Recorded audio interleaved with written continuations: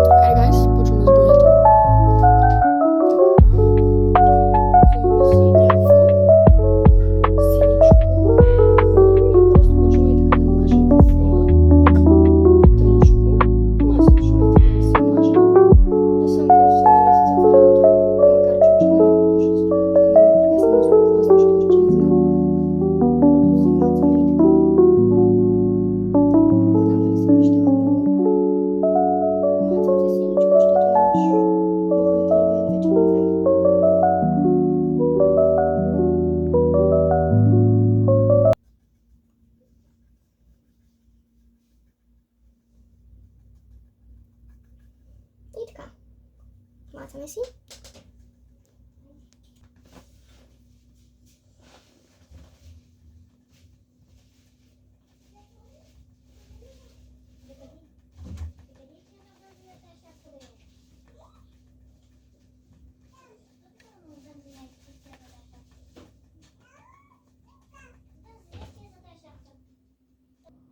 Всъщност, първото ми видео беше леко доста хаотично. Това е, но се опитвах в него да обясня повече за себе си, но не мисля, че се получи особено добре.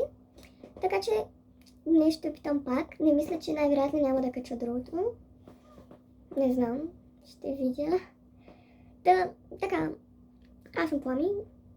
Или Пламена, не харесвам съвсем твърде галено. Уча в художествена и съм специалност рекламна графика в Националната художествена в Казанлък и съм 8 клас.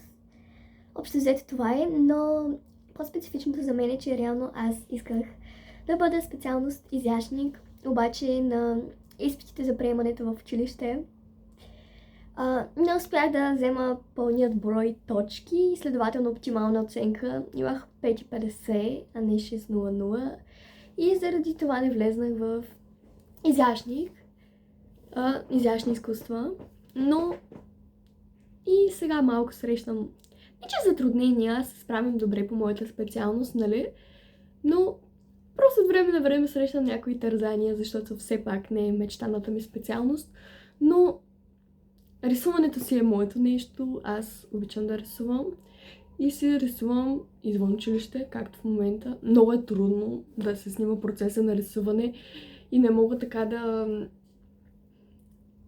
тръгна и да... Защото трябва да намествам някакви предмети, някакви кремове, да си слагам самия телефон отгоре и е малко трудно, така че ако имате някакви съвети, моля ви дайте ги. Да, така. Това е за мен, общо взето. Не рисувам още от детска градина, сигурно. Рисувам доста. Обичам да рисувам, рисувам малко си, рисувам хаотично, така спокойно. Сега си стаята, не знам, нищо не е екстравагантен човек, не е екстравагантен човек, но нямам много приятели, даже не може да кажа, че имам нещо на приятели и се вкъщи и рисувам по цял ден, когато ме ловят, когато ме училище. Обичам много обици и такива неща. Просто гледам факти секси и да се нагласям.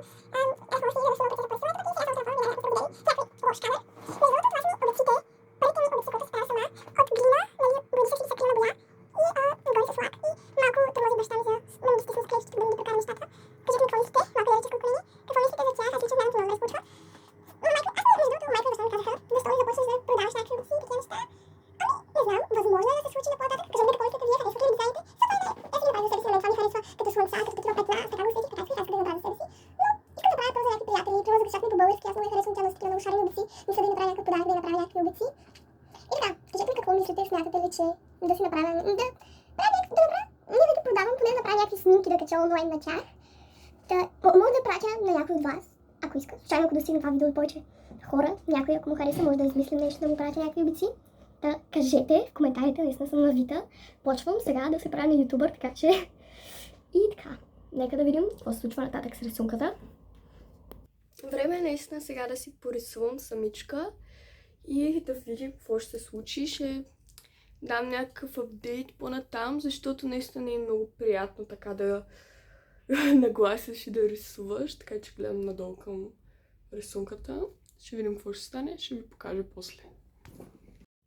Мина доста време и си почивах и само малко ги пипнах и реших сега да си дам малко почивка, защото не обичам да правя цялата работа наведнъж. Та сега ще ви покажа докъде стигнах. Та, вижте, общо взето това е по-разхвърляно от преди. Зато сега изглежда по този начин. Кажете какво мислите. Може в края по-точно като приключа. Но сега изглежда така, ще го довърша и вече ще ви го покажа. Здравейте! Отново. Вече сме на другата сутрин. Неделя, защото започнах да го снимам в събота, уикенда, докато не ходя на училище. И вчера рисувах още, нали, приех малко работи. Единия бухъл се получи, но другия малко много го наслоих. Това доста често ми се случва, защото с акварела все още се уча. То по принцип винаги се учиш, но акварела все още не ми е толкова силен и доста често се случва да става като темпера и да го замазвам. И малко се ядосах. Не, че се ядосваме, просто го оставих, така поизтрих някои неща, където смятах, че бяха доста наслоени. И ще се опитам днес да го оправя или просто не знам. Ще се опитам да го оправя или ще го оставя така, но надявам се просто да го оправим. Така, сега ще го покажем и... Да. И тук единия пухъл стана доста добре, но другия пухъл нещо... И краката пак не станаха нещо, не знам. Но тук стана много темперно и сега ще се опитам да го оправя нещо очите, тук перата, с нещо някакво по-лекички цветове и се отказвам за нещо. Достатъчно е, само не трябва да е перфектна, има много по-добри рисунки от това, просто така е трябвало. И това вече е крайният резултат. Мисля, че е приемливо се получи, не съм впечатлена, но стана окей. Добре. Бухъла пак е много тъмен, като че ли е много темперен, но цялостно изглежда добре. Та така, благодаря ви, че гледахте. Ако искате да се подобря и канала ми да стане по-професионален, да правя по-качествени видеа, последвайте ме тук и в Instagram акаунтите ми, където ще напиша най-вероятно ето тук някъде. И така, давайте някакви съвети в коментарите за рисуването, да ми кажете обиците, какво да правя с тях и да ми давате някакви съвети за YouTube. Да така, благодаря ви за гледането и до следващия път.